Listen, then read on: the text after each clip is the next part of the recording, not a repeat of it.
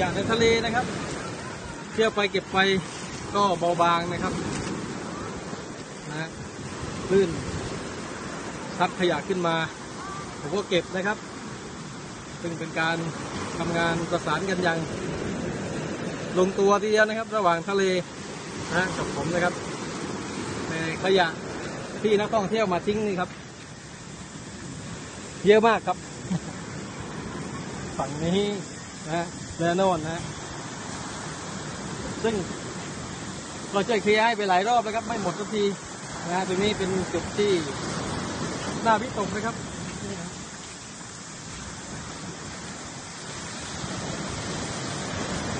ซึ่งขยะพวกนี้ก็เมื่อลมพัดนะฮะก็จะปลิวลงทะเลนะครับ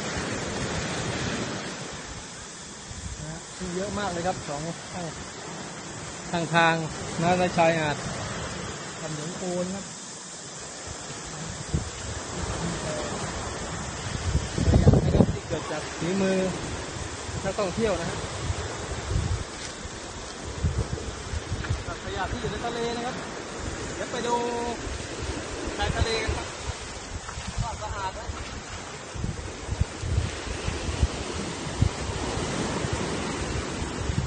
ทางเดินขึ้นเดินลงนะครับตอนนี้ขยะไม่มีแล้วครับมาทุกทีเคลียร์ทุกทีนะฮะขยะก็จะไม่มีแล้วนะครับระหว่างทางขึ้นทางลงบนต้นไม้ต่างๆนะครับตอนนี้ก็มีแต่จุดนี้นะครับที่จุดนี้นะครับที่นักท่องเที่ยวเอาขยะมาโยนทิ้งนะครับซึ่งก็จะทำให้มีกลิ่นเหม็นนะฮะ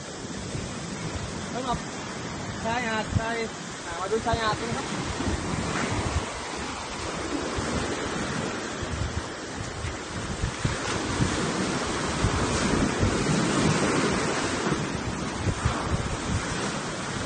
ตอนนี้น้ำกำลังลงนะครับเมื่อกี้ก็ตกฝั่งนี้เลยขยะจะไม่มีนะครับจะไม่มีแล้วนะครับ